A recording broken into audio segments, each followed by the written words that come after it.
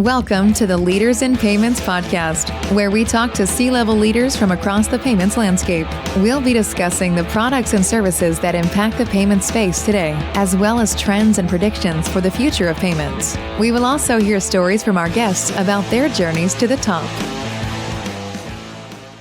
Hello, everyone, and welcome to the Leaders in Payments podcast. I'm your host, Greg Myers. And on today's show, we have a very special guest, Dustin Magaziner, the CEO of Paybright. So, Dustin, welcome to the show. Thank you so much for having me. I'm looking forward to it. Great. So why don't we start out having you tell our audience a little bit about yourself, maybe where you're from, where you grew up, where you currently live, a few things like that. Well, I'm happy to tell everyone a little bit about myself. I currently live here in Raleigh, North Carolina, which is where our office is, where I'm at right now. I moved here somewhat randomly. I hadn't spent much time here before I moved here. I'm originally from outside Philadelphia on the New Jersey side of things. So go Birds. Had to throw that in here right now with the Super Bowl coming up in a couple of days. But I am from outside of Philadelphia and live now in Raleigh, North Carolina. I'm happy to tell you anything more, but that's kind of where I'm from. Okay, great. Well, let's talk about the company. So tell our audience what Paybright does. So we are an ISO. We really are focused on the agent ISO realm of this industry. So we aren't in the business selling directly to merchant. We're not, doing SEO or online ads. We are 100% based on independent agents out in the field, in their hometowns, working with, Main Street USA type merchants and providing them the absolute best service and, support that can be offered. There's a lot of things that we do. It'd be hard, obviously, to cover it all on a podcast, but really that's what the nuts and bolts of Paybright are. It's agent ISO centric and really focused on the agent experience. I'm somewhat obsessed with the experience. I believe if we have a good experience for our sales partners, that will translate to an even better experience for our end user, of course, the merchants. So that's the short and sweet kind of overview of Paybright. Okay. And are your ISOs and agents all U.S. based? Yeah, so we are 100% U.S. based today. We have explored expanding into Canada, although I don't think we're going to do that. You never know. It's always a conversation that comes up. But yes, we are 100% U.S., from Hawaii to Alaska to Florida and everywhere in between. But yes, U.S. based. Okay. And are your ISOs and agents, do they focus on certain verticals, or are they pretty much all sort of small, medium-sized business focused? Great question. And it really varies by sales partner. I've got agents who are newer to merchant services and they're walking down the street talking to any business in their area. I've got others who have been in this business much longer and, maybe are starting to go upstream to partners who maybe are, as I like to refer to it, whale hunting and maybe only going after enterprise level merchants at where they're at in their career. We're here to support those individuals, and what they're going after is a little bit more focused on them. I've got partners that only focus on, enterprise restaurant chains, right? If they don't have at least 10 locations, maybe too small for what that sales partner is looking to do.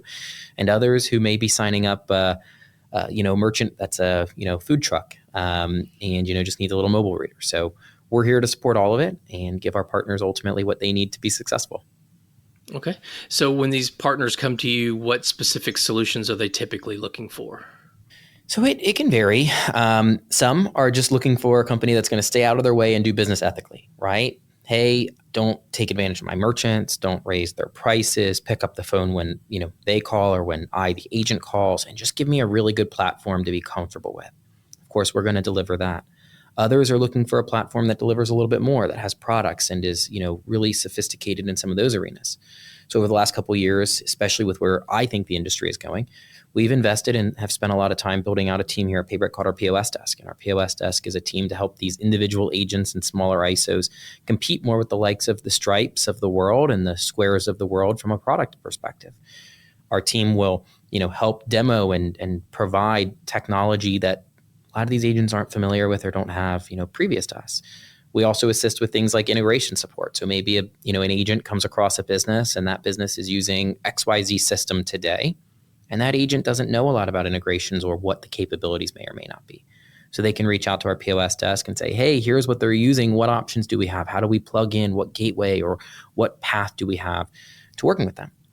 And unlike a lot of our competitors that say, hey, you're an independent agent, you have to figure this out on your own, we get into the weeds and we really help, simplify what can sometimes be a really complicated process. And in most cases, we'll even do it for them. So we really want our sales partners to do what they do best, which is relationship building, selling, and let us handle, in those instances, a lot of the technical side of it. So there's a lot. Our POS desk is a big focus for us because I do believe personally that that's the future of the industry and going to be a big future for Paybright. Okay. And you mentioned having that team. How big is the company overall? So we're sitting around 15,000 merchants today in terms of our overall landscape there. In terms of our office here in Raleigh, we've got somewhere around 30 people sitting in the office right now. Of course, we do have a fair amount of remote folks as well, given the nature of the modern world. But we are scaling back a bit on remote. We were fully remote through 2020, 21, and even the first half of 22.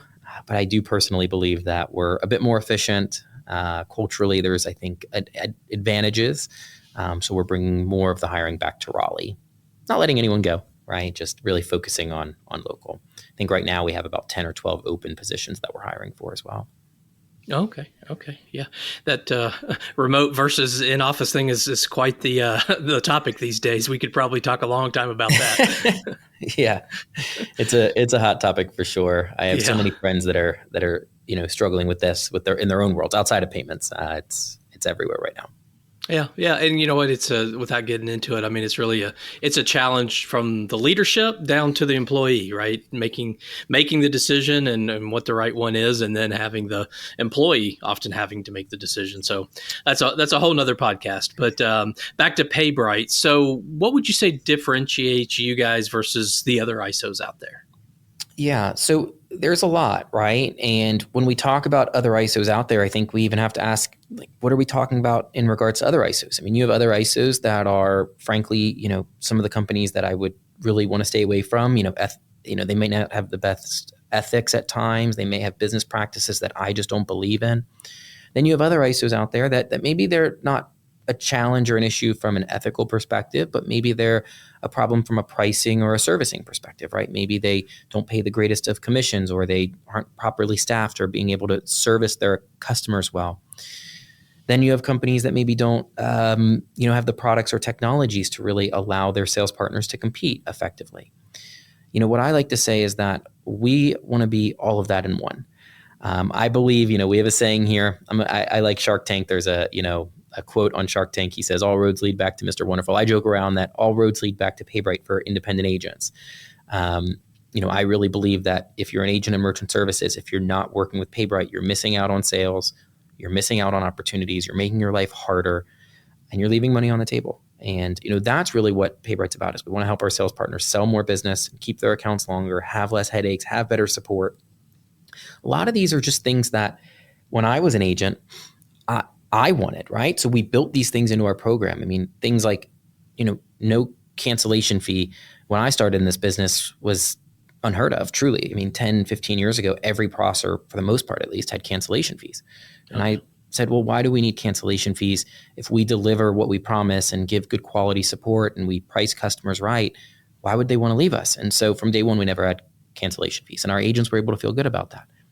Then, of course, I saw other companies were increasing prices on their merchants. And as a sales rep, there's nothing worse. It's a gut-wrenching feeling when you sell your name and your reputation on an account, and then the large company behind you comes in and they say, well, we don't really care what you promised them. We're going to increase the price. So we say, we're not going to increase prices on our customers, and our agents can feel good about that. They don't have to worry about that call one day. We said, hey, merchants shouldn't have to pay an arm and a leg to work with a processor. So we've built out true frequent programs, from free terminals to free POS. And unlike other companies, these aren't, bait and switches. It's not, oh, well, it's free, but really it's a rental or a lease. Like, our programs really are what we sell them to be. And it doesn't mean that that program is for every merchant, right? Obviously, we're not going to give a free POS system to a merchant that doesn't do a certain amount of volume or have a certain size. We'll be the first ones to say that. Of course, it has to make business sense.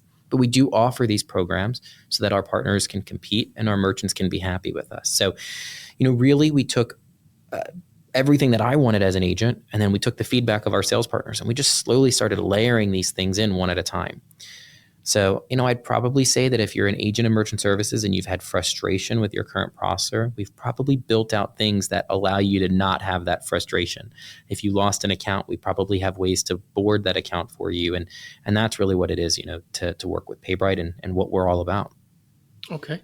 You sort of mentioned this earlier, but I want to go a little deeper. Where do you see the industry heading in the next, say, 3 to 5 years? Yeah. So I think there's going to be this continuation of integrations. For the last probably 10 years, we've been hearing about this. I don't think it's happened as quickly as people expected. I know when I got into the business, I was pretty much told that ISOs would be gone by now.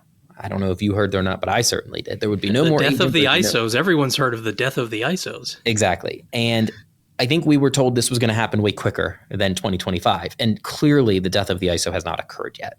And for my seat, I don't see it on the horizon tomorrow either. In fact, I actually see the opposite. I think ISOs are in a better position today than they were a couple years ago. I joke around and I actually think that there's an argument to be made that there might be this, I'm going to maybe say a new term, like the death of the PayFac may actually be something that I'm seeing more because the ISOs have caught up a little bit. Faster boarding, faster implementations, better application packets, more publicly available APIs through all of these gateway providers. So I think ISOs are positioned extremely well, at least the right ones. But I do think us and other companies like us have to continue to invest in technology, in know-how, in gateway solutions and APIs. And we can't keep our head in the sand and say we are not a tech company, we're a sales organization. Because while we are sales and service, we have to start understanding that technology is part of that. And so I think these two things are getting blended together. And so that's really been a big focus for us over the last, at this point, about 2.5 years or so. And I think is the future for Paybright. We're going to continue to invest in technology, partnerships, and relationships with software companies that we can then put in the hands of our agents. The technology companies love us because we go and we sell the heck out of their solutions. And our agents love it because we bring them good quality solutions that, they don't have to go out and source and then worry about losing later on when that quote unquote agnostic system decides to go and poach all their merchants. We have professional level agreements with these companies. So we're not nearly as worried about what happens at the agent level, at our level. So I think that's what the future looks like over the next several years personally. And we're going to continue to double down in that arena. I think we just approved to double the size of our POS desk in the next 6 months. I mean, we're hiring in that department. I think it's the future of this business. So maybe explain, maybe just for me, but maybe also for the audience, how you delineate between ISO and agent. I mean, I think I know the difference, but I'm just curious how you're seeing those different. So 2-part question that, and, we talked about death of the ISO. What about the agent world? How have you seen that change in the last couple of years and where is it heading? Yeah. So I think the term agent and ISO are often interchangeable. I don't know that there's a huge difference in the term. And in a lot of ways, they can get blurred, right? So obviously, a single seller who sells merchant services for a living is an agent, right? But what is if it's a 2-person team, right? A husband, wife, or 2 best friends, or parent, child, or whatever? Is that now an ISO? I would say that's still probably an agent. So there's no exact threshold that makes something or someone an ISO versus an agent, but a lot of it comes down to, I think, some responsibility. Who's handling service, who's handling deployment, et cetera, et cetera. But in most of these conversations, we're really referring to agents, and the ISO is the company supporting them. So Paybright has a little over 800 active sales partners. Whether we want to call them agents or ISOs, we have a little over 800 active sales partners. Majority of them are 1 to 3 person teams, right? It's 1 person, maybe 2 or 3. But we have partners as large as 90 agents in one office. That's about our biggest. To us, right, that we call that an ISO office, but someone else could still call that an agent office. Terminology is often, interchangeable and kind of overlaps. As for, maybe the death of the agent or where that's going, I don't believe in that personally. But I do think there's a new wave of agents. And agents that come from my time of selling or even before need to understand that things are changing. I think I got into merchant services at a really interesting time. When I got in, the industry was predominantly terminal-based, right? Mm-hmm. It was, VX520s, VX510s, hypercoms, et cetera. And in a lot of ways, that was easy to sell. And then I was fortunate because a couple years after I got into the business, we had the EMV shift, and every business in America basically had to shift and change terminals. That's a great thing if you sell terminals, right? Right. But it was still easy from an understanding perspective. I could go in and I didn't have to really understand too much about technology. But now the business is changing. If I sell merchant services, I have to understand that yes, the money may be in the payments, but the sale is in the product. It's in the POS. It's in the booking software. It's in the text message marketing. It's in the solution that that merchant needs to run their business integrated with payments. And so I didn't have to worry about any of that when I was selling. So that's good and bad. On the flip side, the margins are much higher because of that. Because now I'm not going in and I don't have to necessarily sell an account on, I'm going to take your business from 30 basis points down to 10. Instead, look at Toast, right? I would bet that the overwhelming majority of merchants that go with Toast probably didn't even talk about the rates for the merchant account. They talked about how much Toast was going to cost, how much the hardware would cost and the software fees, how long it would take to install, what that process would look like. And they liked what they were being told, and so they sign up, and they may not even know how much the merchant service account's going to be. And that's potentially where most of the money is. So it's exciting to me. I think margins for merchant, service agents are going to continue to go up. We've seen it. Our margins today in 2024, 25 are nearly 3 times what they were when I was out selling. 300%, give or take. And that's not because merchants are being price gouged. It's because we're providing more value today than we used to provide. And so I think we continue to double down on value, on products, on solutions. I used to sell it when I was in the field only on savings. Mr. Merchant, I'll give you, a rate of nothing, pretty much. I don't think you have to do that anymore. And so, I think some agents have to understand that the day of selling terminals is starting to become behind us. It's not gone yet. We still sell a lot of terminals. But you need to start learning technology and the more modern features. That's what I really think if I'm an agent, I'd be focused on today. Right. Yeah, we used to have the offer meet or beat, right? If we can't meet or beat your price, we'll pay you $500, and that kind of race to the bottom. I think you're right. Those days are over, and I love the way you kind of position it, the value add products and what that's done to the margins. So I think that makes a lot of sense. One more thing about the future, because we rarely have these kind of discussions without talking about sort of AI and where that fits into things. How are you looking at AI? Are you doing anything unique in your business? Where do you see that playing into the industry? I think AI is cool. I think at our level, AI has a place in the future. We've started dabbling with it as of now. It's not really working in the way that we'd want, meaning it's just not there yet. We've dabbled. It hasn't been high enough quality to do what we want, but there is some cool things in theory, especially on the support and service side. So I think long term, on the support and service side, we have the ability for AI to do things like all of our note taking. That's pretty cool. I mean, right now, a merchant calls in and our customer service team, of course, takes the call, but there's a ticket that comes along with it. And ideally they're properly notating the account and notating the call, and hopefully, depending on the nature of it, properly sending out communication on that call to the agent or the sales office associated with it. I think AI can automate all of that in time, right? Where the person who took the call can move right on to the next call without having to do some of that. I think there's capabilities with AI in, like data validation and quality assurance, quality checks. So, we board merchants. Every processor has human elements to that and room for human error. Probably all of our competitors have, similar to us, a quality check or a quality assurance process. I think a lot of that can be automated, where you have AI going through your emails and going through your account setups and making sure that they're set up the way that they think they're supposed to be. And if they're not, maybe it flags it to a human or potentially down the road even fixes it. So I think from a servicing perspective, companies in our boat are going to be able to get lean without sacrificing quality. In fact, it might increase quality. That's cool. It's not there yet. We've tried, at least not what we've seen. I think it'll get there though. I think from a sales perspective, you're going to see in time, this is as a consumer, as somebody with a cell phone, I hate this, but I think in time we're going to be getting solicitations through AI. I think you're going to get a call. It's going to be a computer that's talking to you. You're not going to know, and it's going to be selling to you almost as effectively, maybe arguably better than a human. That's scary to me, right? Because I think you could we already know the solicitation on our phones is bad. We all get dozens or hundreds of calls that we wish we could stop. And I think AI could accelerate that, unfortunately. There are already some AI cold calling bots out there. So that scares me as a consumer, as a person with a cell phone. But I do think from a sales perspective, you're going to see that start to happen in the future as well. But yeah, I think AI is here to stay. But from Paybright's experience with AI, it hasn't been quite there yet. We've started to dabble with it. It hasn't been where I'd want it to really start implementing it quite yet. Yeah, that's a pretty common answer. I think a lot of people it's here to stay, know there's a future for it. Some of their experiments have worked, some not quite there yet. So it's very common to hear that response.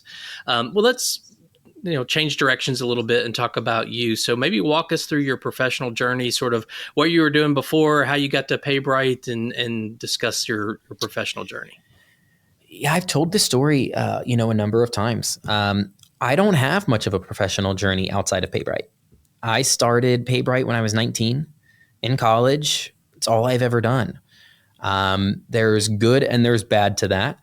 I have no corporate America background. I have no what I'd call true professional experience, right? If I looked at my resume when I started Paybright as somebody interviewing me, I probably would have tossed it in the trash, right? It was, hey, I went to high school pretty much. Of course, from there, I did end up, going to college and so on. But I really, outside of Paybright, the only thing I've ever done is worked in my parents' businesses. So, I've worked at a cash register, at my dad's store. I, helped with, some of his real estate projects when I was in high school, but I have very minimal experience outside of Paybright. I started selling merchant services like every other agent. I was out knocking on doors, and I just happened to be maybe a little bit better at it than the average person.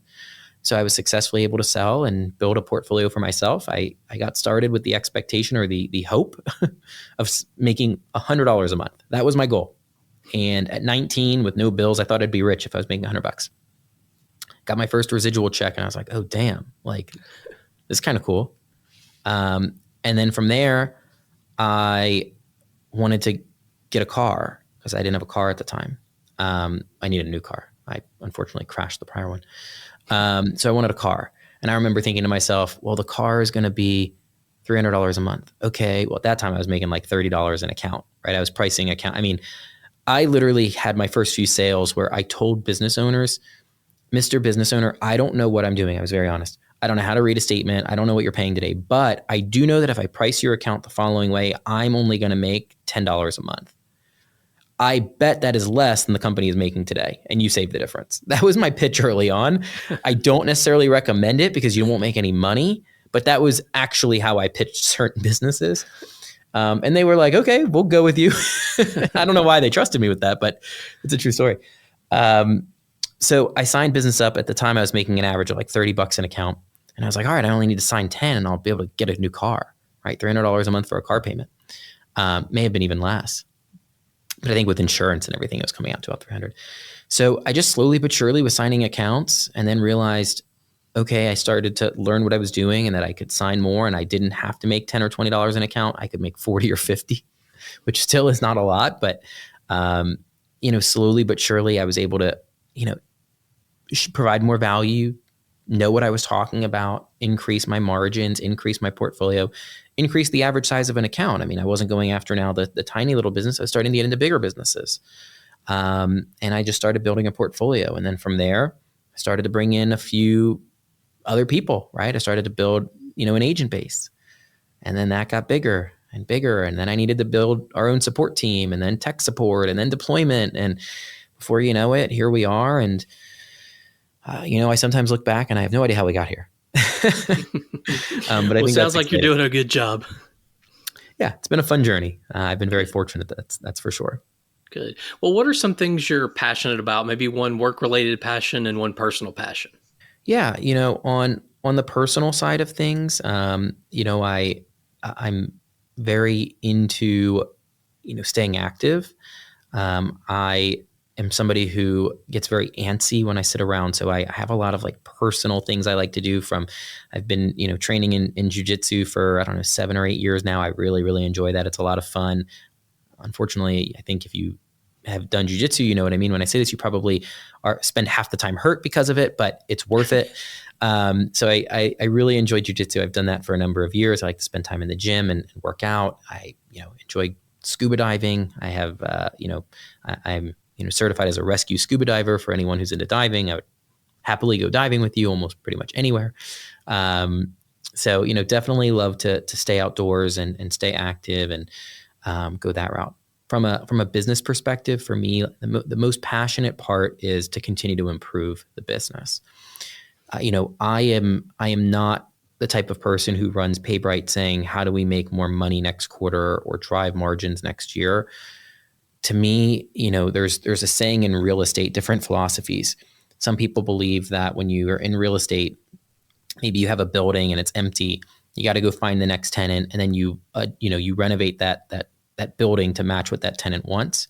And then there's others who I agree with, that's you build it and they'll come, right? Let's make this the nicest building in town and a tenant's going to want it.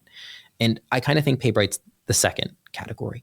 I want to make Paybright the best home we can for our merchants, our agents, our sales partners, and they'll find their way to us, instead of saying we'll add support when we have the partner.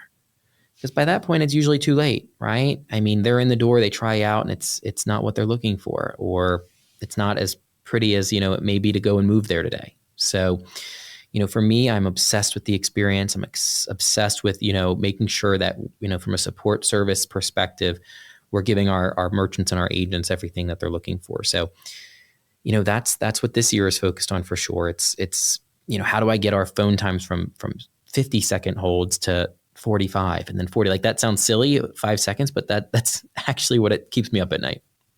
Okay, great. So final question, someone comes to you, maybe they're right out of college and they say, hey, we're interested in going into payments, building our career in payments or fintech. Maybe there's someone you're interviewing for a job. What would you tell them they need to do to be successful in payments? One, you have to have grit. There's a saying, I didn't coin this. There's some folks in this industry that say that, especially if you're selling, I think this is more geared towards people selling or building a business, but that have said that this is the toughest 5-figure job, but the easiest 6-figure job that you can find. I think there's truth to that, and you need to accept that. I can't tell you how many people that I've seen, anyone in this industry has, that just give up, right? It's too hard early on, and they can't get to the what I'll call the promised land that is there. This is an amazing business, but you got to have grit. You've got to have commitment. And that also means you have to be in a position in a lot of cases to get there. And that could be, financially difficult. If you're going to become an agent in this industry and build a portfolio, you need to be able to go 6 months to a year with minimal to no income. Not everyone can do that.